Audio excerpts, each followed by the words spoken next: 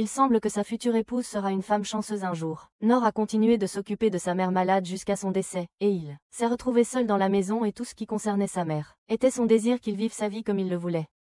Alors Nor a commencé à pratiquer ses tâches quotidiennes et n'a eu aucune difficulté à compter sur lui-même. Un jour, il a trouvé un livre rouge sur une étagère et en l'examinant, il s'est souvenu de quand son père lui racontait des histoires d'aventuriers lorsqu'il était enfant, et son père lui a dit qu'un aventurier est une personne qui protège ses amis des forces du mal et les surmonte toujours quoi qu'il arrive. Le lendemain, il est allé rendre visite à la tombe de ses parents dans la cour et a dit qu'il décida de quitter la maison pour la première fois, pour commencer son voyage afin de devenir un aventurier. Alors qu'il traversait la forêt, il commença à connaître les difficultés de la route seule jusqu'à ce qu'il atteigne enfin le royaume de Boo du Nord-Ouest après être entré par la porte principale. Il resta fasciné par tout ce qu'il voyait autour de lui comme un homme des cavernes, même fasciné par les gens vivant dans le royaume comme s'il n'avait jamais vu d'humain de sa vie, et il continua à errer jusqu'à ce qu'il atteigne la guilde des aventuriers. Mais il fut rapidement rejeté après que le superviseur ait constaté qu'il était encore enfant, et n'avait pas encore à travailler comme aventurier et lui dit qu'il retourne d'où il vient pour ne pas inquiéter ses parents. Et lorsque Nor lui apprit qu'il était orphelin, il décida de l'aider et lui dit que pour devenir aventurier, il devait d'abord s'inscrire à l'école royale d'entraînement, pour acquérir des compétences qui lui seraient utiles dans son travail, comme l'art de l'épée ou la magie. Nor était enthousiaste et alla s'inscrire à l'école et décida de devenir un espadron car il admirait la puissance des aventuriers qui utilisaient l'épée et il continua à s'entraîner avec des épées en bois avec ses camarades jusqu'à ce qu'il soit surpris qu'un d'entre eux puisse utiliser la magie du feu sur son épée. Après quelques mois, Nor s'entraînait seul, incapable d'activer aucune magie de son propre, et son professeur Sig a abandonné, voyant que sa patience était une perte de temps, car la seule chose qu'il avait maîtrisée était l'esquive pour éviter les attaques. Puis Sig lui a conseillé de choisir une voie autre que l'aventure et qu'il pourrait découvrir son vrai talent dans l'une des autres écoles. Alors Nor est parti, frustré, et a trouvé une école de formation de guerriers sur son chemin, et a décidé de s'y inscrire, car elle est plus proche des aventuriers. Nor s'est entraîné dur pendant plusieurs mois avant que Dandal, le superviseur de l'entraînement, ne lui dise qu'il était physiquement inférieur au reste de ses camarades et qu'il mettrait sa vie en danger s'il continuait. Nor a décidé de partir et est allé dans une école de formation de chasseurs, mais Mian, le superviseur, je lui ai dit qu'il manquait du bon sens pour manier des armes et je ne l'ai pas accepté. Comme l'un de ses élèves, alors il a au moins essayé de devenir un espion, mais il a échoué là aussi en raison de son manque de compétences. Nor a continué à essayer d'apprendre quoi que ce soit pour se faire du bien et à ceux qui l'entouraient et est allé dans de nombreuses écoles différentes, mais en vain, et le facteur déterminant était que tous les superviseurs et les dirigeants s'émerveillaient de son manque de talent, que ce soit en magie ou en capacité physique, et il s'est retrouvé juste une ordure inutile et un loser bon à rien. Après cela, il est retourné auprès du maître de la guilde, qui a été choqué qu'il ait passé 3 mois en formation et n'ait acquis aucune compétence et lui a dit franchement, qu'il ne pouvait pas l'accepter comme aventurier dans le royaume, ce qui l'a conduit à partir et à chercher un autre endroit et il est devenu certain qu'il manquait de talent. Il a fini par rentrer chez lui avec la tête cassée, et a raconté à ses parents son échec total. Cependant, il n'a pas abandonné et a décidé de s'efforcer de pratiquer seul ce qu'il voulait maîtriser et a commencé à préparer son équipement et à fabriquer une épée en bois pour s'entraîner et s'est concentré sur la seule compétence qu'il avait acquise grâce à son entraînement à l'épée, qui était la parade. Après un an, Nor était capable de parer 10 épées à la fois grâce à son dur entraînement, et bien qu'il n'ait acquis aucune autre compétence en plus de la parade. Il était satisfait et après 3 ans, il était capable de parer 100 épées en même temps. Puis il sentit qu'il n'y avait aucun moyen pour lui de réussir à devenir un aventurier, sans acquérir de nouvelles compétences, pourtant il mit tout son effort à s'entraîner, jusqu'à ce que son épée se brise, puis il décida de intensifier ses efforts et de s'entraîner plus que jamais. Après 10 ans, il pouvait manier des milliers d'épées à la fois, mais son seul problème était le manque de nouvelles compétences, alors il décida de retourner au royaume de la boue et d'essayer de s'inscrire à nouveau à la guilde. Il alla à la guilde et écrivit tout ce qu'il savait bien faire sur un morceau de lui tendit le papier et le donna au superviseur, qui était confus par ses compétences inutiles et lui dit qu'il existait un système d'école de formation pour toutes les classes des aventuriers, et il lui répondit qu'il les avait toutes fréquentées auparavant. Elle regretta de ne pouvoir l'inscrire comme aventurier dans son état actuel. Puis apparurent le président de la guilde et ancien superviseur. Il ne reconnut pas Nor au premier abord, car 15 ans s'étaient écoulés depuis leur première rencontre, mais en le regardant de plus près, il le reconnut, comme le gamin loser qui voulait devenir aventurier. Lorsque Nor lui raconta ce qu'il avait fait au cours des années, le patron lui dit qu'il devait posséder plusieurs compétences utiles pour pouvoir être reconnu comme aventurier de rang E au minimum. Et alors que Nor allait abandonner, le chef lui a dit qu'il pouvait devenir aventurier de rang F à distance. Nor était ravi de pouvoir réaliser son rêve et devenir un aventurier, mais le chef lui a dit que l'une des conditions du rang F était de ne pas effectuer de missions liées à l'élimination de monstres ou à la sortie de la ville pour collecter des objets et que son rôle ne nécessiterait que de travailler à l'intérieur de la ville sur des missions simples. Le chef pensait que Nor refuserait car il n'aurait pas à faire les choses pour lesquelles il voulait devenir aventurier, mais il a été surpris que Nor n'ait pas. Son esprit était tellement faible qu'il ne pouvait l'enregistrer qu'avec une licence d'aventurier de rang F. Nor l'a reçue et la regarda avec bonheur et excitation. Comme s'il avait remporté le championnat du monde de fiasco. Il commença à accomplir ses tâches simples pour aider les habitants de la ville, se sentant satisfait et fier des tâches qu'il accomplissait, utilisant ses faibles capacités au cas où des dégâts surviendraient et passant son temps libre à pratiquer davantage et à perfectionner sa seule compétence. Jusqu'au jour où, entrant dans une montagne, il vit ce monstre à tête de vache se tenant devant lui. Il s'avéra qu'il enlevait un otage, et il constata qu'il y avait de nombreux aventuriers présents pour la secourir, mais sans prévenir, le monstre attaqua l'un d'eux et le repoussa, et lorsque Nor alla voir ce qui lui était arrivé, il l'a trouvé mort, d'un seul coup. Le monstre a continué à répandre le sang de tous jusqu'à ce qu'il ne reste plus que Nor et l'otage. Puis il a décidé d'affronter le monstre, à ramasser de petits cailloux et les lui a lancés, mais il n'a subi aucun dégât, pour l'empêcher de s'approcher de l'otage. Mais lorsque Nor a constaté qu'il pouvait le distraire et gagner du temps, il a commencé à utiliser des tactiques de guérilla. Nor a continué à courir jusqu'à ce qu'il voit le monstre s'approcher très rapidement, et il n'a alors eu d'autre choix que de le bloquer avec son épée, et il a essayé de parer tous ses coups pour éviter d'être tué, jusqu'à ce que sa lame commence à s'user. Se rendant compte que l'otage était toujours là, le monstre l'ignora et se précipita vers elle pour l'attaquer. Nor utilisa sa capacité de plume pour augmenter sa vitesse de course et bloqua avec succès la hache du monstre, mais son épée se brisa. Il se souvint des paroles de son père sur ce que signifiait être un aventurier, et décida de faire ce qu'il pouvait pour protéger la jeune fille. Même si son épée était brisée, il continua de bloquer les attaques du monstre, jusqu'à ce que la hache lui échappe des mains et le transperce au cou, le tuant.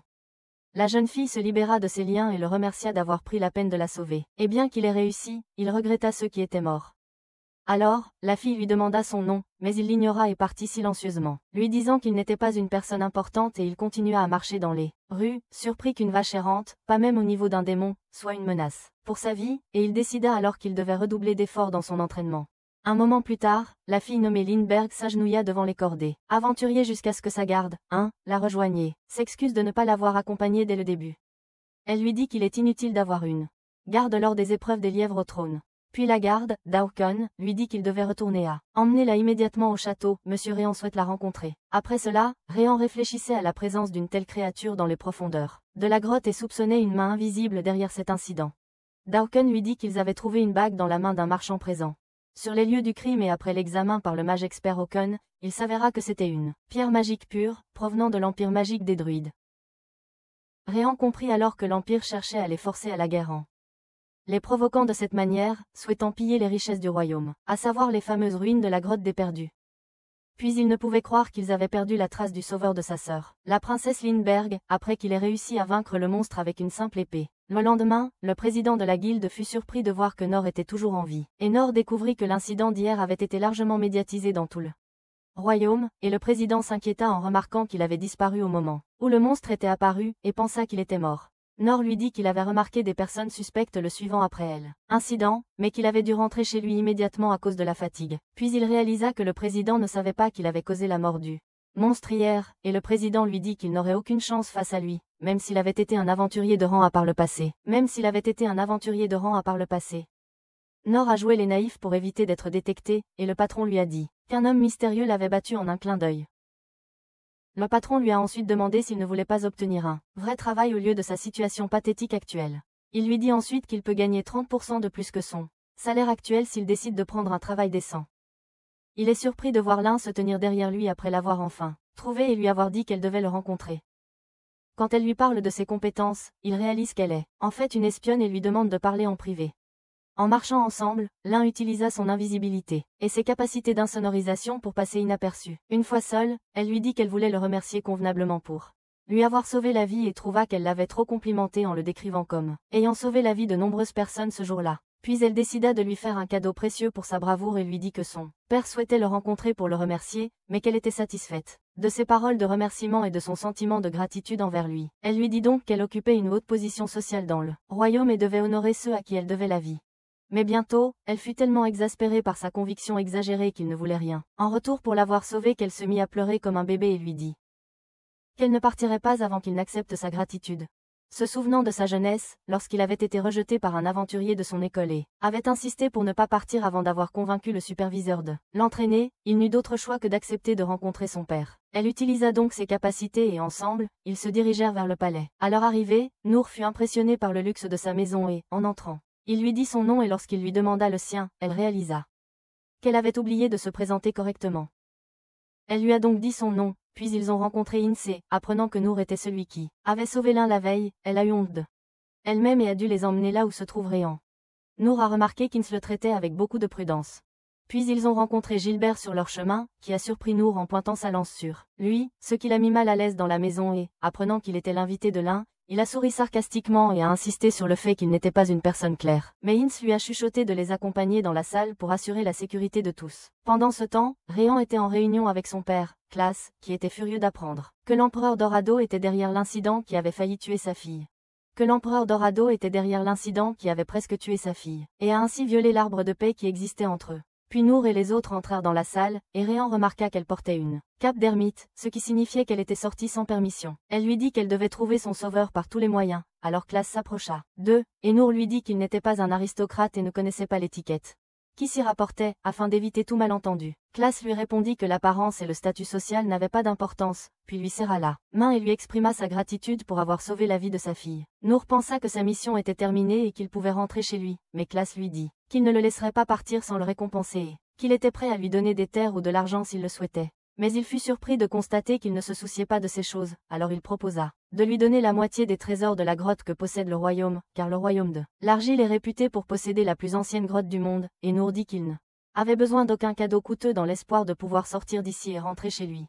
Mais il fut surpris lorsque Classe sortit son épée de derrière le trône et lui proposa de la prendre plutôt que de rester une simple décoration. Et lorsqu'il l'atteint, il fut surpris par son grand poids, ce qui indique qu'elle n'est pas une simple épée, et lorsqu'il sut que elle n'avait aucune valeur comme lui, il accepta de la prendre. Alors Classe lui demanda de la brandir une fois, et lorsqu'il le fit, ils furent émerveillés par sa force physique à manier une telle épée d'une seule main. Il décida de lui demander d'aider l'un à devenir plus forte afin qu'elle puisse se protéger elle-même, mais il lui répondit qu'il n'avait rien à lui apprendre, et que c'était à elle de prendre une telle décision. Après cela, il quitta le palais, fixant constamment sa nouvelle épée et sentant qu'il s'agissait d'une épée précieuse contrairement à ce que Classe lui avait dit. Et lorsqu'il remarqua la taille de la lame, il décida de l'utiliser plus tard pour nettoyer les égouts dans les rues. Puis il trouva Inès se tenant derrière lui dans la cour et lui demanda de lui donner un peu de temps pour lui parler et s'excuser de sa manière inappropriée de le traiter. Car les gardes de la famille doivent protéger tous les membres de tout danger, puis elle s'est présentée à lui comme la commandante adjointe du corps de guerrier Classe et surnommé le bouclier sacré. Puis elle lui a dit que désormais elle l'aiderait autant qu'elle le pourrait. Parce qu'il avait repris son travail de sauvetage de l'un à sa place. Et Nor a senti que tout le monde en faisait tout un plat. Puis elle l'a averti de ne plus se comporter de la même manière à l'avenir car elle n'acceptait pas son comportement et ses paroles au roi Classe devant eux, et lorsqu'il a constaté qu'elle était sérieuse, il lui a promis qu'il ne recommencerait plus.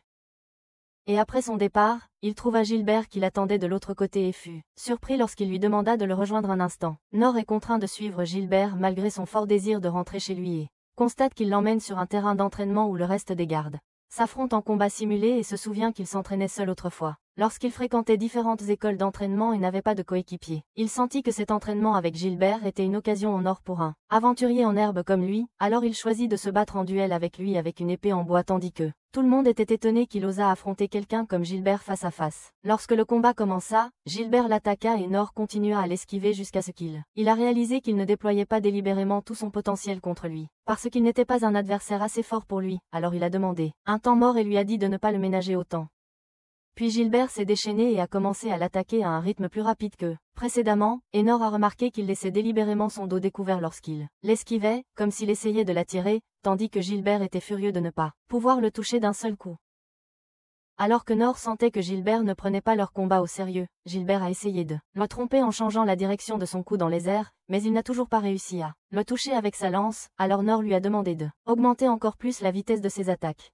Voyant la réaction de Gilbert, il en conclut qu'il faisait de son mieux et qu'il était peut-être lui qui était devenu plus fort après l'entraînement intensif qu'il avait subi au fil des ans. En un éclair, Nor fut surpris par l'utilisation par Gilbert du Drag and Drive à pleine vitesse, tandis que Gilbert était choqué de ne pas pouvoir le toucher malgré tous ses efforts. Et lorsque Nor réalisa sa propre force, il admit sa défaite et quitta les lieux au milieu de la stupéfaction générale. De l'autre côté, Gilbert resta assis, hébété, et se souvint de sa jeunesse, lorsqu'il découvrit son talent pour la lance et devint célèbre dans la capitale royale et n'a eu aucune difficulté à écraser ses adversaires tout au long de sa vie jusqu'à ce qu'il commence à s'ennuyer et à chercher lui-même des adversaires forts. Son maître lui a suggéré de rentrer chez lui pour travailler comme garde. Il décida de retourner dans la capitale royale et consacra son temps à la chasse aux démons et à la défaite des nouveaux venus dans la Légion jusqu'à ce qu'il réalise qu'il était entouré de faibles partout et se lasse des combats et des batailles.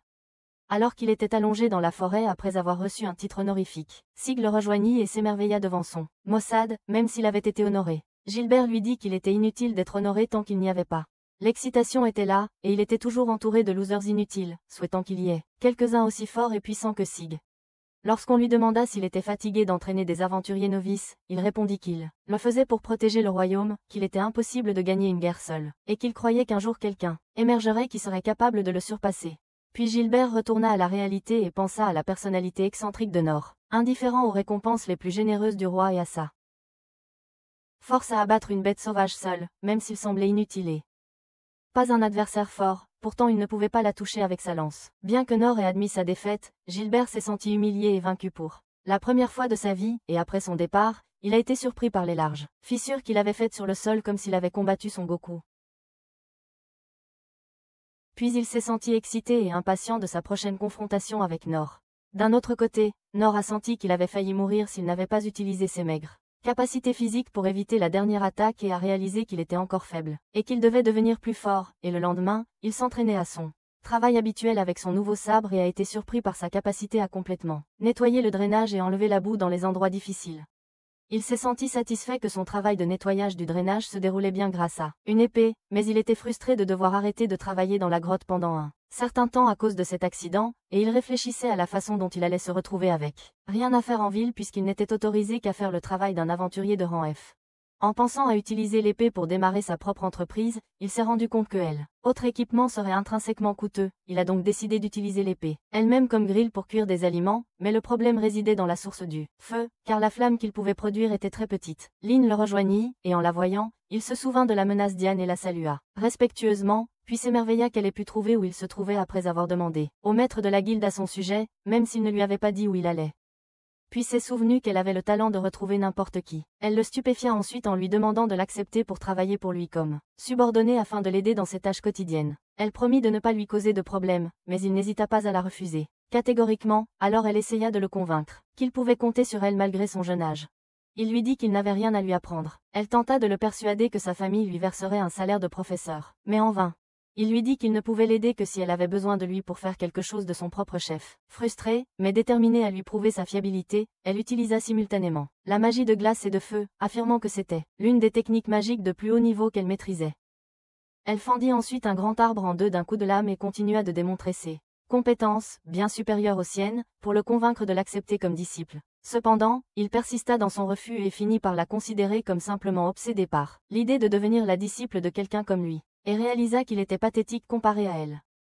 Il lui dit qu'après tout ce qu'elle avait fait, il était désormais certain à 100% qu'il ne pouvait rien lui apprendre, mais elle continua de le supplier de l'accepter comme assistante. Il décida donc de lui montrer ce qu'il pouvait faire pour la faire dégager et la convaincre qu'il n'était qu'une ordure et que sa défaite contre le monstre ce jour-là était purement fortuite. Après cela, l'un fit demi-tour après avoir réalisé que l'histoire du petit garçon sans talent n'était pas une fiction inventée par les professeurs pour les motiver à travailler dur et que Nour était le véritable auteur de l'histoire. Cependant, elle fut étonnée qu'un garçon de 12 ans ait pu s'inscrire dans les 6 écoles de formation, et suivre 3 mois de formation dans chacune d'elles malgré son manque de talent et n'ait jamais abandonné. Et ce qui l'impressionna encore plus, c'est qu'il pouvait allumer une flamme plus grande que celle de Okun, le magicien le plus doué au monde, pourtant il considérait sa flamme comme aussi petite et inutile que ses 6 autres aptitudes, presque au même niveau. L'un la trouvait incomparable au pouvoir inégalé de Nour et la trouvait comme une clown, pendant qu'elle lui démontrait ses compétences pour l'impressionner et admirait sa capacité à vivre toute sa vie seule, sans avoir besoin d'aide, et jura d'obtenir un pouvoir similaire au sien afin de pouvoir régner sur le royaume avec son frère. Le soir, elle va le voir et lui dit qu'elle le suivra partout où il ira jusqu'à ce qu'elle devienne aussi forte que lui et qu'il la reconnaisse comme son disciple et apprenne comment il a pu atteindre une telle force physique et mentale. Le lendemain, Rin réfléchissait à la raison pour laquelle son père a décidé de donner son épée à quelqu'un comme Nour. L'histoire de cette épée remonte à l'époque où Clay était aventurier, avant de prendre les rênes du royaume, lorsqu'il était au plus profond d'une grotte avec les 6 seigneurs et qu'il a trouvé l'épée à l'intérieur.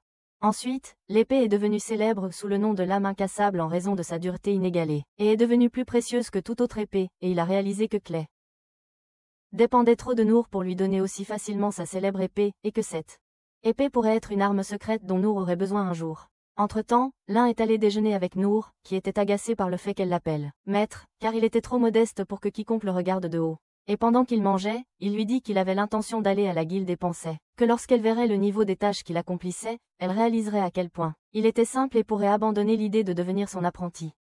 Après leur arrivée à la guilde, le patron fut surpris que elle l'accompagne, mais il ignora leurs questions. Nour lui dit qu'il cherchait une mission pour deux, alors il suggéra une mission de chasse à l'ogre, puisque l'un est une aventurière de rang B. Mais Nour fut horrifié par l'idée. Nour sentit qu'il profitait du rang élevé de l'un, alors il lui demanda si elle était d'accord avec ça, et elle répondit qu'elle ferait n'importe quoi. Il lui avait demandé de faire et il s'est apitoyé sur son sort. Nour prit son courage à deux mains et décida d'accepter la mission. Dans son excitation, il partit sans connaître l'endroit de la mission. À son retour, le patron leur dit qu'il se rendrait à la forêt des monstres, et qu'il devrait couper les oreilles de chaque créature qu'il chasserait, sans quoi ils ne pourraient pas obtenir la récompense. Après cela, ils se dirigèrent vers la porte du royaume et commencèrent leur voyage vers la forêt des monstres.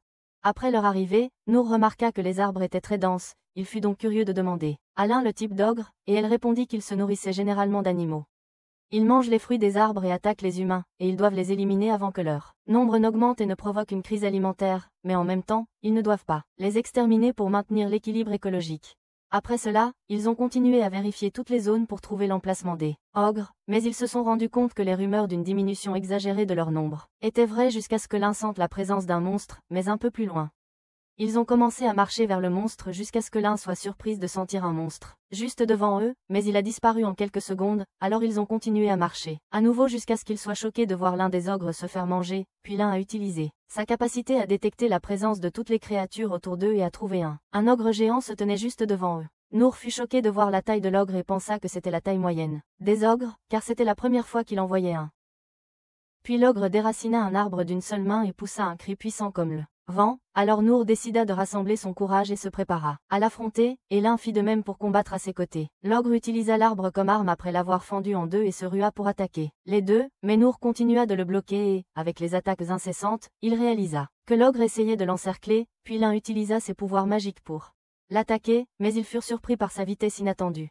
L'ogre continua alors à utiliser les arbres comme arme et les leur lança de toute sa force tandis que Nour continua de le bloquer, puis l'un remarqua que l'ogre avait une pierre énergétique au centre de son front et pensa qu'il devrait essayer de la lui retirer afin de pouvoir le vaincre. Soudain, l'ogre leur lance plusieurs arbres à la fois. L'un utilise la magie du vent pour tous les bloquer et provoque une violente tempête. Il constate rapidement que l'ogre est capable de se soigner grâce à la pierre énergétique, et Nour sent qu'ils sont en difficulté car l'un, avec ses capacités, n'arrive pas à lui infliger beaucoup de dégâts. Alors il eut une idée et lui demanda de diriger la magie du vent vers son dos, puis de l'épée derrière lui, et lorsqu'elle utilisa son pouvoir, Nour utilisa sa capacité de plume pour esquiver rapidement les attaques de l'ogre, puis sauta vers lui et réussit à détruire la pierre avec son épée et à la déraciner. Puis l'ogre se saisit de sa tête et gémissait de douleur tandis que l'un réussissait à attraper la pierre, alors il lui demanda de l'achever pour qu'il ne souffre plus, et elle réussit à la brûler en utilisant la magie du feu. Après s'être assuré de sa mort, Nour jura qu'il s'abstiendrait de tuer des ogres pour le moment, et consacrerait son temps à s'entraîner davantage. Après cela, la pierre de l'ogre fut remise à Réan, et lorsqu'il en apprit la nouvelle, il suspecta que l'Empire magique était responsable de cet incident. Alors que ses disciples suggéraient qu'il avait peut-être détourné le démon de la théocratie mitraïque, il était étonné que Nour et l'un aient pu l'éliminer seul. Et s'étonnait que l'ogre ait pu rester dans la forêt pendant quelques jours. Selon les dires de l'un sans être remarqué. Même par la Légion secrète en raison de sa furtivité. Entre-temps, le chef de guilde admirait la capacité de Nour à vaincre l'ogre malgré ses maigres capacités, lui disant qu'il avait réussi à accomplir la mission grâce à la présence de l'un et pensa qu'il devait célébrer sa première mission de chasse, car il la considérait comme un énorme progrès dans sa carrière d'aventurier. Lorsque le chef leur demanda des preuves de la chasse à l'ogre, ils réalisèrent qu'il est parti sans apporter son oreille droite comme demandé et que l'un l'a réduite en cendres, et qu'ils ne pourront pas revenir et la rapporter. Réan lisait des lettres des habitants du royaume concernant des événements étranges dont ils avaient été témoins récemment, et lorsqu'il a mis cela en relation avec ce qui s'est passé dans la forêt des monstres, il a conclu que des ennemis s'étaient infiltrés dans le royaume et a ordonné à tous les utilisateurs des compétences de recherche et de détection de se disperser dans le royaume pour trouver toute personne suspecte et de convoquer les 6 maîtres. Nour et l'un déjeunaient ensemble et Nour était heureux de manger avec l'argent de sa première chasse et il a réalisé que l'Empire magique était derrière les événements récents du royaume. Puis il s'est assis, réfléchissant autant que l'un continuerait à l'accompagner partout où il irait, et il fut rapidement soulagé lorsqu'elle lui dit qu'elle rentrait chez elle aujourd'hui. Puis ils furent interrompus par l'arrivée de Réan qui leur demanda soudainement d'aller à la ville de la région montagneuse demain matin. Nour accepta sa requête et décida de rentrer chez lui pour faire ses bagages. Réan lui dit qu'il lui fournirait une voiture et une garde pour le voyage et il prendrait en charge tous ses frais de voyage car il était la seule personne sur qui il pouvait compter pour le moment. Le lendemain, ils commencèrent leur voyage vers la région montagneuse et Nour était aussi excité qu'un enfant, car c'était la première fois de sa vie qu'il voyageait en voiture, et il n'a cessé de regarder par la fenêtre et a remarqué l'un assise pensivement, puis il s'est excusé auprès de lui pour son frère, le chargeant de la mission. L'un espérait que rien d'étrange ne se produirait pendant leur séjour en ville et un lui a dit que c'était la raison pour laquelle elle était avec eux pour la protéger de tout danger. Elle s'est alors souvenue que Réan lui avait ordonné de fuir avec l'un et Nour vers la théocratie Mitra, après avoir appris la destruction de la capitale royale, car il avait un pressentiment que la capitale serait plongée dans un danger sans précédent. Un s'est excusé auprès de Nour de l'avoir impliquée, ce qui a fait. Il se demanda pourquoi elle prenait un voyage aussi simple si au sérieux. Puis il remarqua qu'elle avait l'air fatiguée et elle lui dit qu'elle avait quelque chose en tête en ce moment et que garantir sa sécurité était l'une de ses responsabilités. Il lui dit qu'il n'y pensait pas et qu'il avait confiance en sa capacité à se protéger ou à s'échapper s'il le devait. Elle lui dit qu'elle avait une armure et qu'il n'aurait pas à fuir en aucune circonstance. Nour fut émerveillé en voyant son armure, qui est une capacité magique, et il décida de lui faire confiance car elle est si forte que l'on pourrait comparer sa puissance à celle de Gilbert. Et lorsqu'il admira son talent, il se souvint d'un enfant, lorsqu'elle découvrit pour la première fois qu'un pouvoir mystérieux sommeillait en elle. Elle fut surprise lorsque son ami de l'orphelinat essaya de toucher son pouvoir magique et se retrouva avec une coupure au doigt. Les professeurs de l'orphelinat l'appelèrent et lui demandèrent de leur montrer son pouvoir. Okun dit qu'elle possédait un don céleste rare, capable de raser des pays entiers, et l'encouragea à apprendre à le maîtriser. Elle commença à s'entraîner auprès de Dandalf, le maître des armures, qui lui apprit à transformer son pouvoir en un bouclier la protégeant de toutes sortes d'attaques. Avec le temps, elle prit peur de blesser quiconque, alors elle commença à se fixer les limites entre elle et les autres jusqu'à ce qu'elle se retrouve complètement seule. Lorsqu'elle a rencontré Nour pour la première fois et qu'il lui a dit son nom, elle s'est souvenue de ce que Dandalf avait dit à son sujet, car il souhaitait être avec eux dans les circonstances les plus difficiles, lorsque leur armée manquait de soldats forts, et elle est devenue curieuse à son sujet au point de commencer à éprouver de l'envie pour quelqu'un qu'elle n'avait jamais rencontré auparavant, et ce sentiment s'est accru après l'avoir rencontré. Nour a remarqué qu'il y avait un chemin au milieu des champs de blé, puis a constaté qu'il y avait quelque chose qui bougeait au milieu des champs qu'il ne pouvait pas voir de loin. L'un a utilisé sa capacité de camouflage et un grand dragon en forme de un monstre ailé apparut devant eux. Pendant ce temps, Rin et Klaas reçurent un rapport signalant l'apparition de plusieurs monstres aux alentours de la capitale et un manque de soldats pour les maîtriser. Rin ordonna donc l'évacuation des civils de la capitale et appela la Légion secrète et la Légion des chasseurs. Parallèlement, tous les chevaliers, soldats, et même les 6 seigneurs combattaient pour défendre leur territoire à travers la capitale, et le chaos régnait tandis que Rin pensait que sa sœur et les autres étaient à l'abri de la guerre.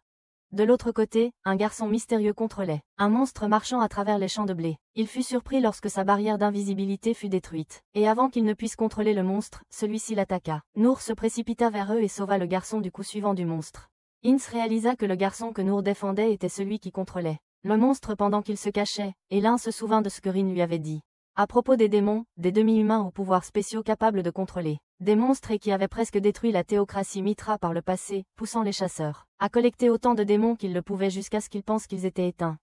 Mais il a été découvert que leurs descendants étaient toujours en vie. L'un réalisa que le garçon essayait de conduire le monstre vers la capitale royale. Mais il a perdu le contrôle après qu'elle a découvert leur présence, et Ince était furieux contre Nour pour avoir aidé quelqu'un comme lui, le traitant de fou et décidant de ne pas l'aider. D'un autre côté, Nour pensait qu'il devait tenir bon jusqu'à ce qu'Ince vienne l'aider.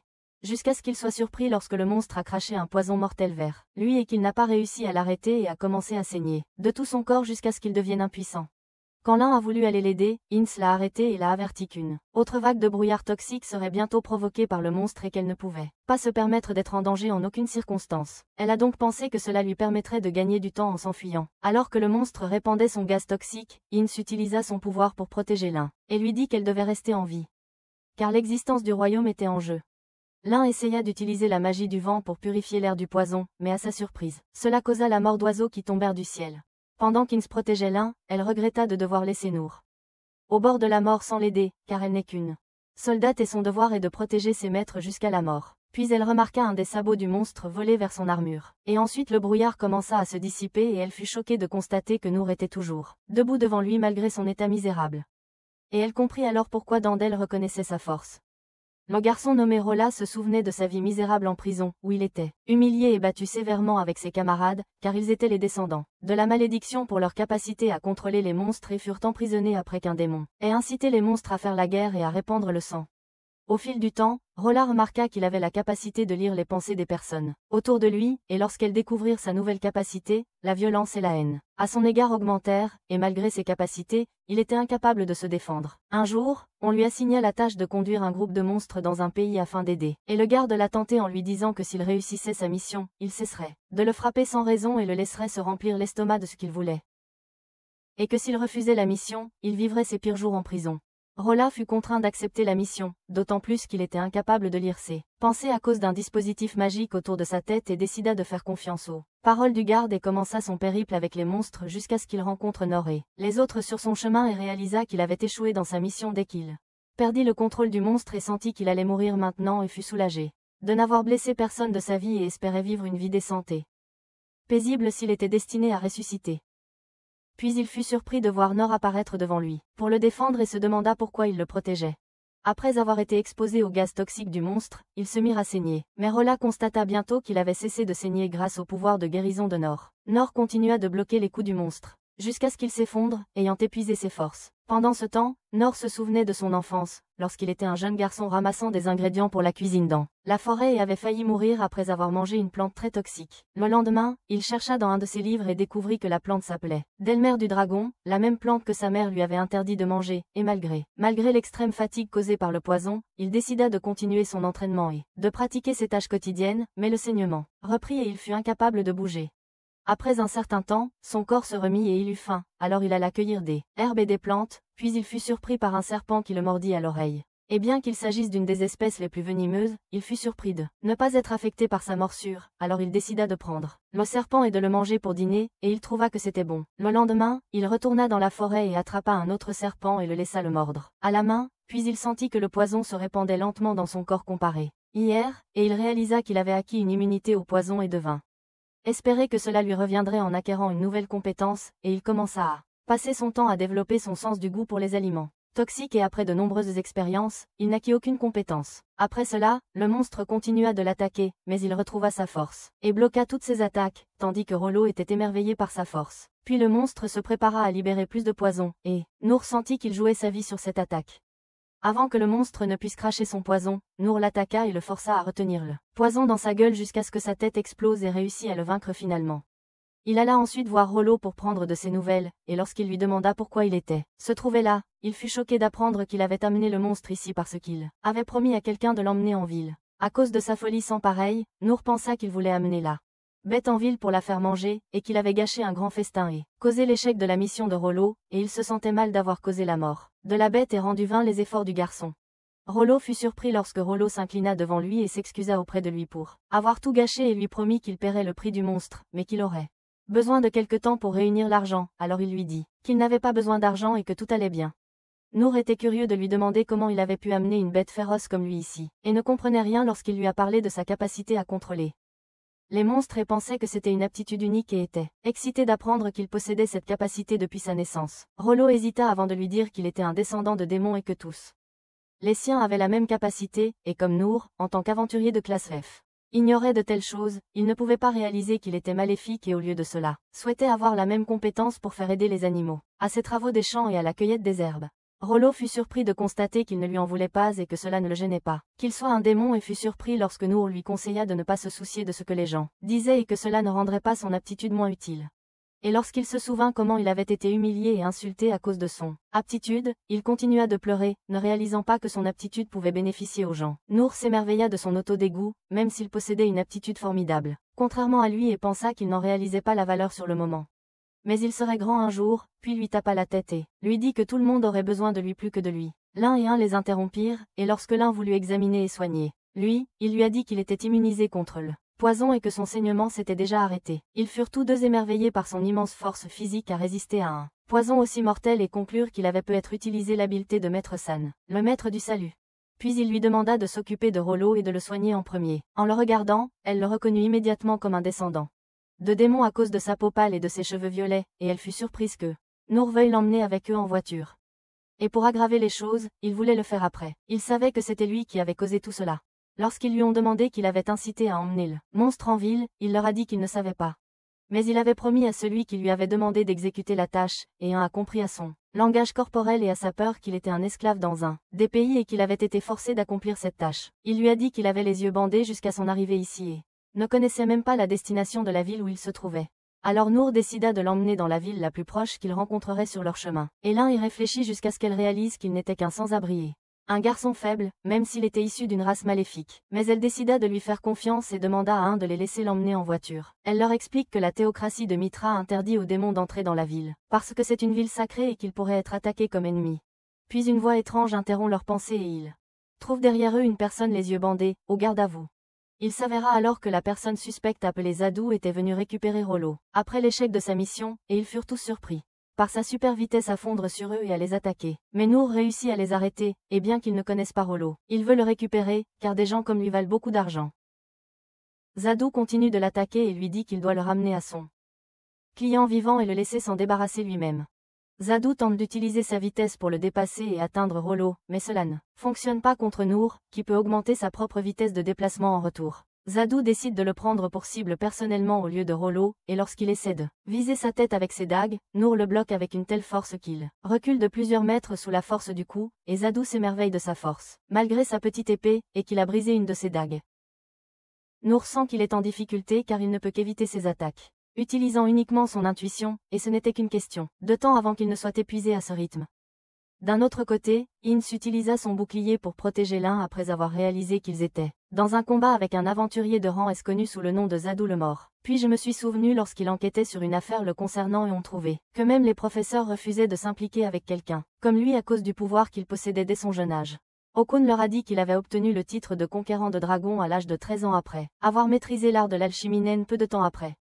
Sik a poursuivi qu'il avait fini par devenir un criminel recherché pour avoir utilisé ses compétences et il a usé sa force pour le mal, et son nom est devenu associé à de nombreux crimes semblants. Bien que la guilde n'ait pas pu retirer son nom de la liste des aventuriers en raison de ses grandes contributions, les auberges ont réalisé qu'il ne fait pas de différence entre le bien et le mal et qu'il privilégie toujours l'argent, c'est pourquoi il accepte toutes les missions qui lui sont confiées, quelle que soit leur finalité, à tel point qu'il a anéanti un pays entier lors d'une mission et causé l'extermination de sa population et de la famille royale sans épargner personne. Après un certain temps, Zadou a manqué de dagues après que Nour les eut brisées en bloquant ses attaques, et il n'a cessé de s'émerveiller devant ce type étrange avec une épée bizarre qui pouvait briser ses dagues faites d'oricalques et de crocs de dragon. Il décide d'utiliser son épée en forme de croix et la lance vers le haut jusqu'à ce que Nour découvre que elle se divise en plusieurs petites épées qui attaquent à la fois. Nour bloque l'une des lames et laisse les autres pénétrer son corps afin de protéger Rollo.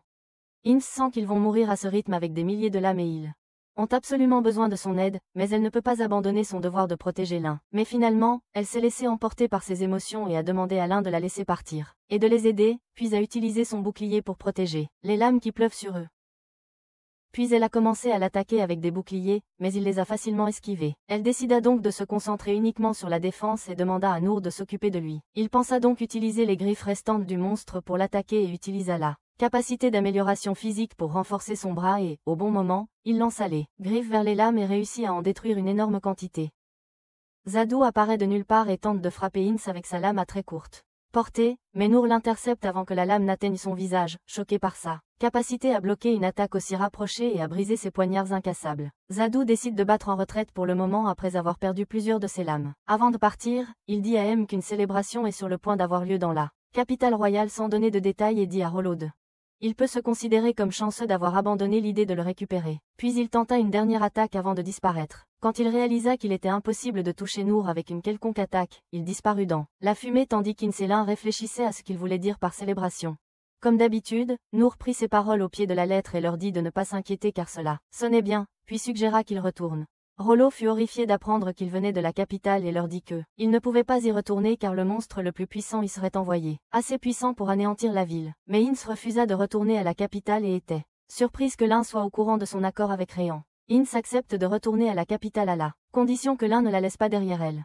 Rollo décide de les accompagner dans l'espoir de pouvoir leur dire quelque chose. En chemin, l'un jure de capturer Zadou et de sauver son royaume du désastre avant qu'il ne soit trop tard. Pendant ce temps, Réan évaluait les dégâts causés par les monstres attaquant la capitale et la résistance des 6 maîtres, et il réalisa que l'ennemi attendait le moment opportun pour attaquer avec la plus grande vague de monstres car il ne peut les arrêter ni leur résister, et il a continué à deviner la direction d'où ils allaient l'attaquer. Puis il remarqua que quelque chose de suspect planait dans le ciel et lorsqu'il utilisa son pouvoir pour briser l'invisibilité, il fut choqué de voir un énorme dragon noir volant directement au-dessus de lui. Alors que Noor et ses compagnons approchent de la capitale, ils sont choqués de voir le dragon planer directement au-dessus du royaume et l'un réalise qu'il ne s'agit pas seulement d'un dragon, mais du dragon invincible du désastre. De l'autre côté, le dragon commence à bloquer la lumière du soleil de la capitale royale. Et Réan est choqué d'apprendre qu'il était censé être en hibernation, mais que quelqu'un, je l'ai réveillé et il ne comprend pas pourquoi quelqu'un aurait recours à des moyens aussi destructeurs pour un différent mineur. Bientôt, le dragon commença à terroriser tout le monde en détruisant un certain nombre de bâtiments avec ses seules ailes, alors Réan ordonna que tous les civils soient déplacés de la capitale et d'utiliser la force si nécessaire, tandis que les 6 maîtres sont toujours en train de combattre sur tous les fronts et ne peuvent pas se réunir au même endroit, et de l'autre côté, Gilbert demanda à Clay de se cacher dans un endroit sûr. Clay lui répondit qu'il avait encore quelque chose à faire et ordonna aux guerriers de s'assurer que la capitale soit évacuée des civils et de les protéger. L'un était frustré de savoir que son père choisirait de se sacrifier pour sauver son peuple, auquel cas il mourrait certainement et elle ne pourrait pas l'aider.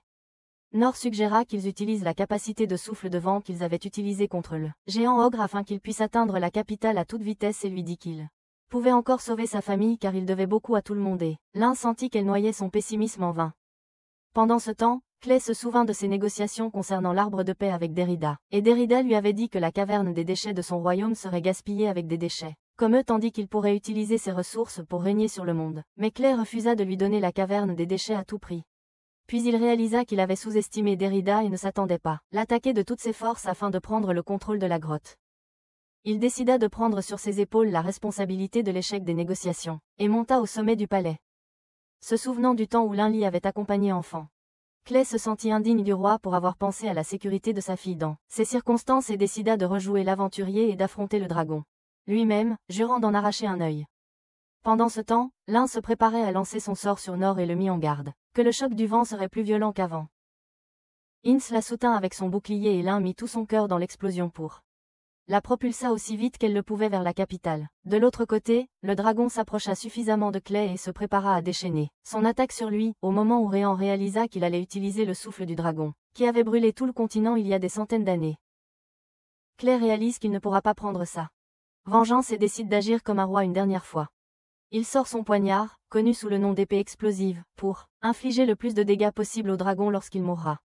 Quand tout le monde voit la lumière de l'épée, il réalise qu'il a l'intention de sacrifier sa vie pour son peuple. Mais avant que l'un d'eux ne puisse attaquer l'autre, Nor apparut parmi eux et réussit à bloquer l'attaque tonitruante du dragon et la détourna vers le ciel, au milieu de l'étonnement de tous, et le dragon se retrouva entouré d'un nuage de poussière. Le dragon ne réalisa pas qu'un petit humain comme Nor pouvait bloquer son attaque et essaya de le repousser avec sa queue, mais ne réussit pas à le blesser. Après cela, les autres arrivèrent dans la capitale avec l'intention de trouver Clay et de s'échapper rapidement pendant que Nor combattait le dragon. Mais ils furent bientôt surpris lorsque des débris tombèrent sur eux et les firent chuter de leurs chevaux, et ils découvrirent alors plusieurs ogres. Elles arrivaient, Ince utilisa son bouclier par précaution. L'un sentit qu'elle était en difficulté car elles étaient nombreuses, bien qu'elles fussent plus petites que celles qu'elle avait combattues en forêt avec Nor, mais elle se maîtrisa, et décida d'adopter la même mentalité qu'eux. Nor, et utilisa ses pouvoirs magiques pour les attaquer. Mais elles se précipitèrent sur elle, et Rollo décida alors d'utiliser sa capacité et réussit à contrôler les ghouls et à leur ordonner de cesser leurs mouvements. L'un et Ince purent alors les écraser facilement. De l'autre côté, le dragon était furieux à l'idée qu'un humain puisse résister sans effort à ses coups, tandis que Nor s'étonnait de la dureté de ses. L'épée était exagérée et il soupçonnait qu'elle contenait un secret. Alors le dragon décida d'utiliser son atout et de lancer sa dernière attaque et s'envola très haut dans le ciel et se prépara à libérer une forte explosion de sa gueule vers lui, mais le choc fut qu'il put bloquer son rayon et le diriger vers le ciel sous les yeux de tous. Alors Rollo se sentit désespéré car Nor avait rendu le dragon très furieux et l'avait provoqué, en ne le prenant pas au sérieux et en affrontant son pouvoir sans effort. Alors le dragon se précipita vers lui dans sa colère, mais Nor réussit à l'arrêter et lui brisa une de ses défenses. Alors le dragon se calma et se rendit à la réalité qu'il y a un être humain capable de l'arrêter et de se tenir devant lui, et tout le monde était surpris qu'il se soumette directement devant eux. Et lorsque Nor remarqua la défense de dragon brisée, il se souvint de l'histoire que son père avait l'habitude de lui raconter, celle du héros qui avait réussi à vaincre le seigneur dragon et à extraire de son corps des matériaux pour fabriquer des armes et des médicaments, contribuant ainsi à la prospérité de son pays, devenant ainsi un héros et un sauveur. Alors Nor sourit humblement et s'assit devant le dragon, lui disant qu'il manquait de toutes les caractéristiques d'un véritable héros, puis il vit ses camarades s'approcher. Après qu'ils eurent réalisé que le dragon n'avait aucune intention de poursuivre le combat, Enor avait réussi à sauver le royaume d'Argile et son peuple de l'extermination. Après leur visite à Nor pour prendre de ses nouvelles, il remercia Rollo, pensant que c'était lui qui contrôlait le dragon et l'avait forcé à cesser de combattre au bon moment. Mais il le nia. Nor se rappela alors qu'il croyait que certains avaient peur de sa capacité à contrôler les monstres, et que c'était la raison de son démenti. Il lui demanda de dire au dragon de retourner d'où il venait, sans jamais plus faire de mal aux humains. Lorsque les Lins furent surpris par son désir, il leur dit qu'il savait que le dragon était dangereux et qu'il devait s'en débarrasser ici, mais que pour une raison quelconque, il voulait qu'il reste en vie. Rollo hésita à utiliser ses pouvoirs devant eux. Nor lui chuchota qu'il ne le craindrait ni ne le haïrait et qu'il devait être brave. Il s'approcha du dragon et avant même qu'il ne puisse communiquer par télépathie avec lui, le dragon lui dit qu'il n'obéirait qu'aux ordres de son maître, ce qui laissa Nor très perplexe. Puis Rollo réussit à le convaincre des demandes de Nor, et le dragon s'envola paisiblement. Mais peu après, il tomba mort après une attaque surprise de l'armée de Derrida qui ordonna à ses hommes d'attaquer ce qui restait intact dans la capitale. Et il continua de penser qu'avec cette guerre, les gens réaliseraient que son empire est invincible et que personne n'oserait s'opposer à lui. Nor et les autres allèrent ensuite à l'endroit où le dragon était tombé et lorsqu'ils voulaient s'approcher pour voir si c'était mort ou vivant, ils furent surpris de voir un nombre énorme de soldats de l'Empire magique de l'autre côté et Derrida jeta un coup d'œil à travers ses lunettes et ordonna une attaque immédiate. Derrida pensait qu'il serait capable de les achever et de les vaporiser facilement, mais il fut choqué de voir Nor bloquer elle. Attaque de son arme mortelle sous ses yeux. Puis l'un sentit qu'ils étaient en difficulté car l'armée du royaume n'est pas suffisante pour faire face à tous ces soldats et décida de battre en retraite pour le moment. Mais bientôt ils furent attaqués à nouveau avant qu'ils ne puissent bouger et cette fois Heinz bloqua avec son bouclier, alors Nor décida de jouer le rôle d'appât pour gagner du temps et aider les autres s'échappent et décident d'utiliser des tactiques de guérilla. Il est surpris par la volonté de l'un de l'aider et se prépare à utiliser le vent pour le combattre à bout portant, et lorsqu'il vole dans les airs, il est surpris par une autre attaque de l'armée, mais il parvient à la bloquer. Puis il utilise sa capacité d'amélioration physique et se précipite vers l'armée et décide de poursuivre son plan et continue de bloquer tous leurs coups de vent. Derrida qui voit les armes et les armures de ses soldats voler dans le ciel jusqu'à ce que Nor l'atteigne et se trouve directement devant lui. Puis les épées se mettent à pleuvoir sur les soldats comme une pluie perçant leur corps, et les mettant tous hors de combat, et sans que Derrida ne se rende compte de ce qui se passe. Autour de lui, il se retrouva seul face à Nor qui attaque quiconque se trouve devant lui en un clin d'œil. Puis il vit Nor le fixant du regard, le visage mauvais, s'approcher de lui, le saisir violemment, et il réalisa qu'il était condamné à mourir ici et maintenant, mais il tenta désespérément de se défendre avec son épée, mais Nor utilisa ses pouvoirs et fit s'envoler des wagons de train dans le ciel qui tombèrent directement sur lui. Derrida ne comprenait pas l'effondrement soudain de son armée malgré sa force et sa préparation au combat, et en examinant de plus près son épée, il se souvint que c'était l'épée de Klein. Comprit pas qu'il pouvait la manier aussi facilement d'une seule main.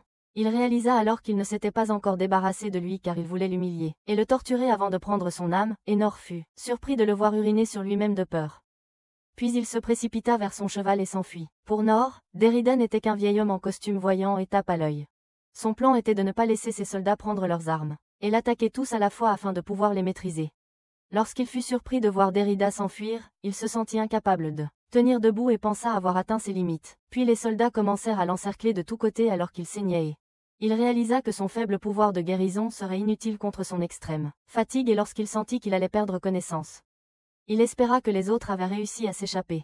Puis il fut surpris par un groupe de météores pleuvant sur les soldats comme de la pluie et se souvint que ce pouvoir est spécifique au maître Mayan et trouva Gilbert utilisant la technique du glisser-déposer pour le sauver des soldats qui l'entouraient et bientôt les 6 maîtres se rassemblèrent autour de lui et reprirent la situation et Nor fut surpris de découvrir que c'étaient les professeurs qui avaient assisté à son entraînement lorsqu'il était jeune, mais personne ne se souvenait de lui. De l'autre côté, Haken convoqua un groupe de ses disciples et utilisa sa magie, des capacités pour immobiliser les ennemis afin que Dandy les soldats puissent avancer et les attaquer de toute leur force. Après un certain temps, les 6 maîtres ont remporté leur bataille contre l'Empire magique et ont sauvé Nor.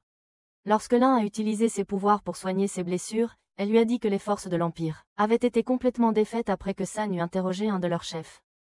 Quand Haken a appris que Derrida avait fui dès que ses soldats ont été défaits, il s'est moqué de lui pour avoir demandé à son peuple de le qualifier de sage dirigeant. Quand Nor a réalisé qu'il parlait de Derrida, il lui a parlé de son équipement surévalué, plaqué or. Haken a dit que c'était du matériel de haute qualité qui supportait plusieurs compétences et était fait d'oricalque. Sig lui a dit qu'il ne pourrait pas l'attraper s'il atteignait la frontière. Aucun a pensé qu'ils auraient besoin d'un moyen de voler. Nor a pensé que c'était possible s'il pouvait guérir le dragon. San utilise ses pouvoirs pour guérir le dragon et Nor est surpris de constater qu'il se souvient de lui, tandis qu'Aucun est surpris de le voir devenu un jeune homme. Il exprime son inquiétude à l'idée qu'ils montent tous le dragon à la fois. Mais leur dit que Rollo sera avec eux et prendra le contrôle du dragon.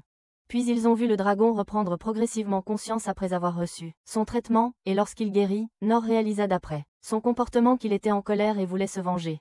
Alors Rollo lui dit qu'il voulait qu'il lui ordonne de se venger, et Nor fut surpris que le dragon le considère comme son maître. Et lorsqu'ils voulurent tous l'accompagner, il se souvint qu'il souffrait des acrophobies, mais qu'il devrait monter avec eux, car c'était lui qui avait eu l'idée. Puis il fut surpris que le maître espion Courolé accompagne pour les aider à se cacher au cas où ils en auraient besoin. Puis Class et Réan les rejoignirent, ayant décidé de les accompagner pour négocier. Et Ainz pensa que Réan la punirait pour avoir désobéi à ses ordres. Mais il fut heureux qu'elle préfère revenir plutôt que de s'enfuir à Mitra.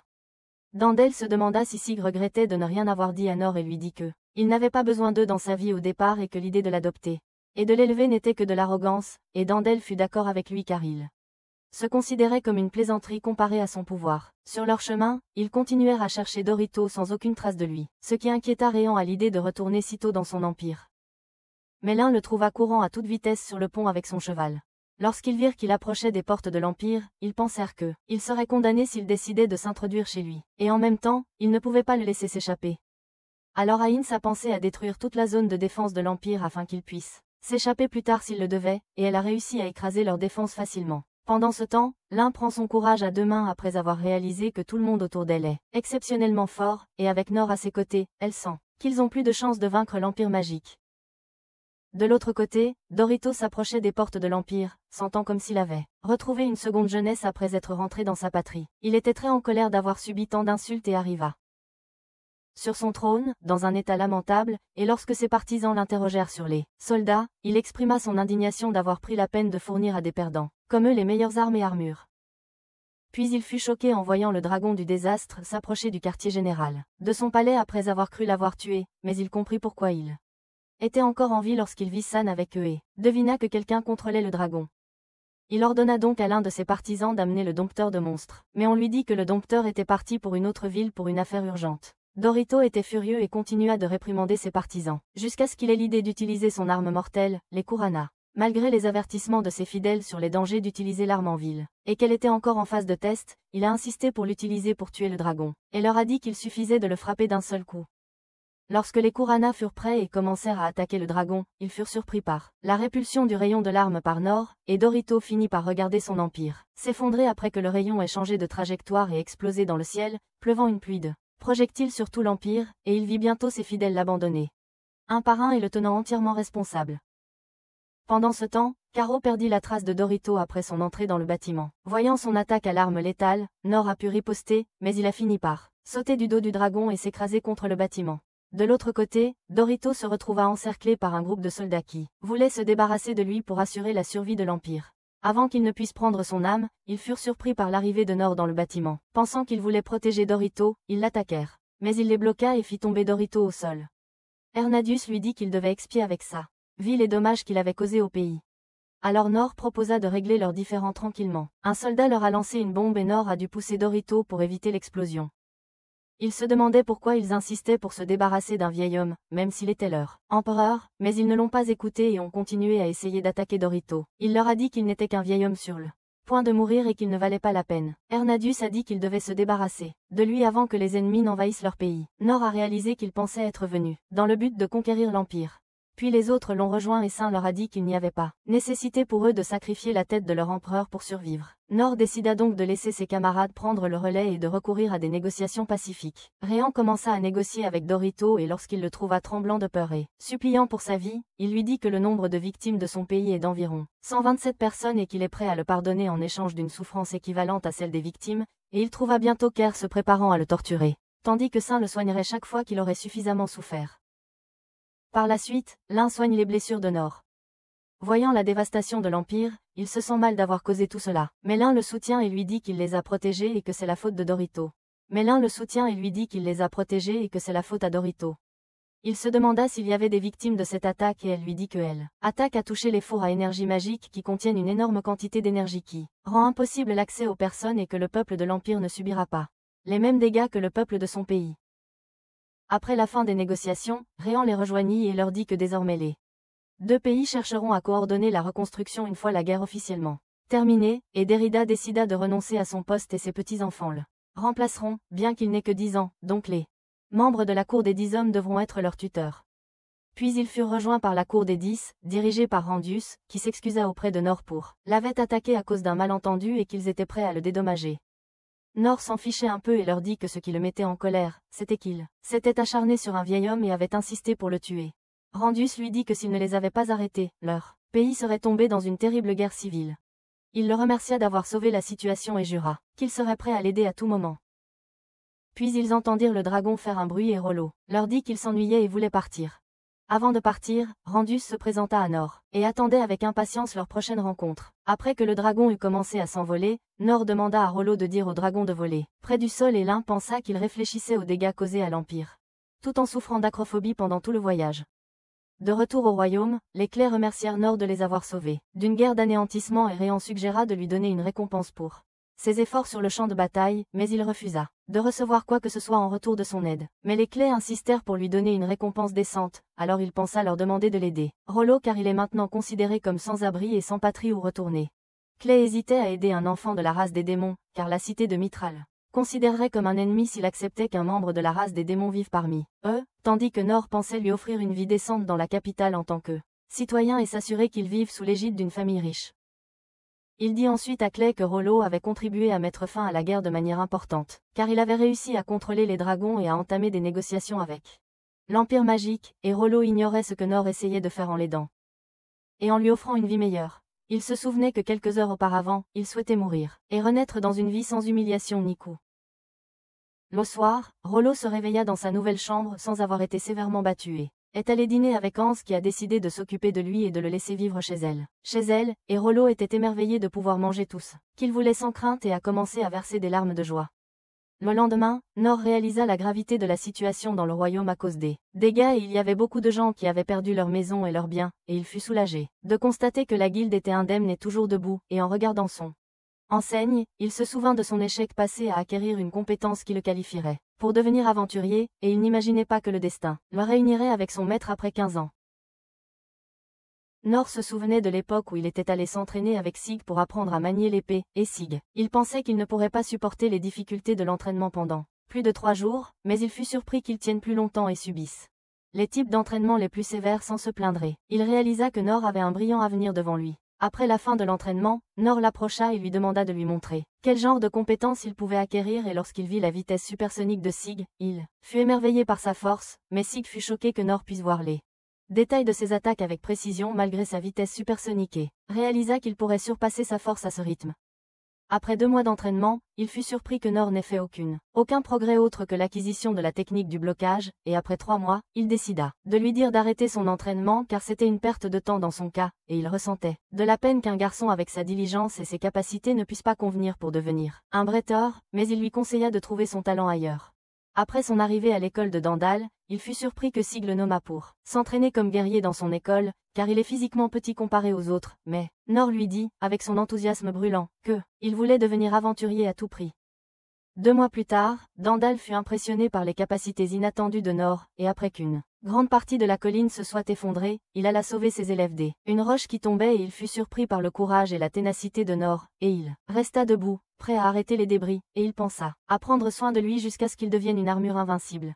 Mais après 3 mois, Dandal fut déçu après avoir échoué à acquérir la moindre compétence et dut lui dire d'arrêter l'entraînement, il dut donc chercher une autre école. Lorsqu'il rejoignit l'entraînement de Mian, elle lui donna de petites pierres et lui demanda de frapper la cible suspendue à un arbre éloigné, espérant trouver une excuse convenable pour le rejeter. Mais elle fut choquée qu'il réussit à atteindre la cible avec précision, alors elle lui demanda d'essayer à nouveau, et lorsqu'il atteignit la cible une seconde fois, elle comprit qu'elle n'avait pas d'autre choix que de l'accepter et le fit s'entraîner uniquement au lancer de pierres, contrairement au reste de avec ses camarades de classe car elle pensait qu'il lui causerait des problèmes s'il utilisait un arc et des flèches en raison de sa grande précision. Lorsqu'il lui a demandé de s'entraîner à l'arc, elle lui a donné son propre arc et lui a demandé de prendre la position de tir, mais dès qu'il a saisi le bord de l'arc, il a été surpris de voir qu'il s'est brisé dans ses mains et il a essayé à plusieurs reprises de tenir l'arc de la bonne façon, mais en vain, jusqu'à ce qu'elle n'ait plus d'arc d'entraînement et qu'elle ait également cassé son propre arc. Alors elle lui a dit que son seul entraînement était le lancer de pierre. Après 2 mois, Mian a été surprise de sa force et lorsqu'elle lui a demandé où il avait appris cela, il lui a dit qu'il avait l'habitude de chasser les oiseaux de cette façon et elle a commencé à se demander s'il était utile de le garder comme élève et après 3. Au bout de quelques mois, elle décida de l'expulser au motif qu'il manquait de la sensibilité nécessaire pour manier toute arme délicate malgré sa grande habileté et sa précision au tir sans avoir besoin d'arc. Après cela, Nor alla à l'école d'espionnage de Kiro et lors de son premier entraînement, Kiro sentit que ses compétences furtives n'étaient pas mauvaises, mais qu'il pouvait le sentir et le frapper lorsqu'il s'approchait de lui. Lors de l'entraînement à l'évitement des pièges, il fut surpris par son esprit vif, bien que cela n'ait rien à voir avec le but de l'entraînement et il réussit à éviter les pièges malgré son impulsivité. Au bout de 3 mois, il dut lui dire qu'il n'avait pas d'avenir dans la classe d'espionnage, car il manquait des compétences nécessaires et pensait posséder de nombreuses qualités. Malgré son manque de compétences, il décida de l'inviter à rejoindre le Capitole, agence du renseignement s'il décidait d'abandonner l'idée de devenir aventurier. Nor alla alors à l'école d'Okun pour apprendre la magie et malgré son jeune âge, Okun accepta de l'admettre. Après 2 mois, Nor était incapable d'utiliser le moindre sort, si bien qu'Okun réalisa qu'il ne possédait aucune énergie magique en lui et lui suggéra d'entrer dans la chambre d'écho énergétique dans l'espoir qu'il gagnerait de l'énergie qui lui permettrait d'utiliser la magie et le mit en garde de sortir s'il sentait ses courants augmenter. Des jours plus tard, il fut choqué d'apprendre que Nor n'était toujours pas sorti de la pièce et était sûr qu'il était peut-être mort là-dedans, mais en entrant, il découvrit qu'il allait bien et fut surpris d'être sorti de la pièce et on lui demanda de ne pas l'interrompre, car il sentait qu'il était sur le point de faire de bons progrès. Après 3 mois, Nor n'avait appris aucun sort autre que celui d'utiliser une minuscule flamme de feu sur son doigt, ce qui rendait Okun désespéré et convaincu qu'il était impossible de devenir magicien. Mais il devint vite fou lorsqu'il vit qu'il pouvait utiliser 2 flammes à la fois, alors qu'il lui avait fallu 50 ans pour maîtriser cette technique. Okun souhaitait que son corps soit plus en phase avec la magie, car il avait le talent, mais il finit par échouer lamentablement dans toutes sortes de et n'aurait jamais pu devenir un aventurier. Mais il a fini par aller à l'école de San pour apprendre des sorts de guérison, mais San a refusé de l'accepter parce qu'il n'avait pas subi de rituel de guérison dans son enfance, ni insisté pour s'inscrire à l'école et a juré de ne pas partir avant d'obtenir son approbation. Des jours plus tard, San a été surpris par l'insistance de Nor à s'inscrire dans son école et à le prendre au sérieux, car il a choisi d'endurer le froid glacial et de dormir dehors la nuit pour lui prouver sa détermination. Un jour, les forces de Nor ont lâché et il est tombé. San a décidé de lui permettre de participer seulement aux bases de l'entraînement, le traitant et lui disant qu'il ne pouvait pas lui garantir qu'il serait capable d'acquérir une nouvelle compétence. Après 3 mois, il a réussi à maîtriser une maigre compétence de guérison, ce qui l'a fait se sentir frustré de ne pas être reconnu comme un aventurier en raison de ses capacités inutiles, même s'il pouvait utiliser la magie de guérison sans être naturellement doué. Quelque temps après, les 6 maîtres se sont réunis après avoir appris la disparition de Nor de la capitale et San a regretté sa décision de le laisser partir. Tandis que Mian leur a dit qu'il était assez fort pour vivre seul et qu'il devrait le laisser tranquille, mais ils pensaient que s'il investissait leur temps dans développant ses compétences, il deviendrait un aventurier sans pareil et lorsqu'ils ont tous soutenu l'idée de San, ils ont convenu de commencer leur voyage pour le chercher et l'adopter. Mais ils ne le trouvèrent pas avant le jour de la bataille de l'Empire magique.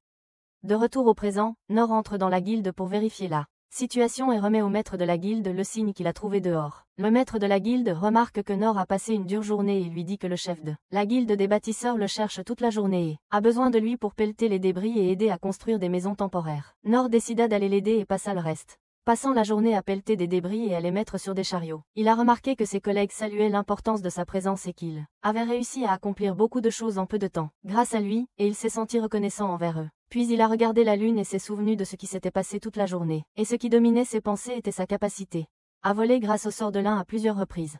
Pendant ce temps, Clay a découvert que la cité de Mitra travaillait secrètement avec l'Empire magique, pour leur déclarer la guerre et les anéantir.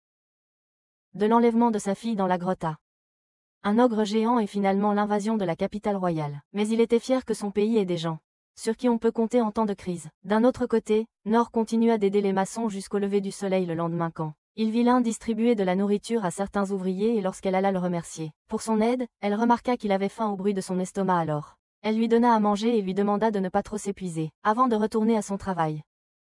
Nor réalisa qu'il ne serait pas là où il est maintenant sans l'aide de tous et qu'il avait enfin atteint le point où il se sentait bien dans sa peau et décida de Devenir un aventurier comme les héros dont il entendait les histoires enfants de son père et utiliser le pouvoir de son épée autant que possible. Puis un ouvrier l'appela pour l'aider à nettoyer et, soudain le clocher s'effondra sur lui. Nor accourut aussi vite qu'il put pour sauver l'ouvrier et réussit à éloigner la tour de lui, puis continua son travail de déblayage des décombres.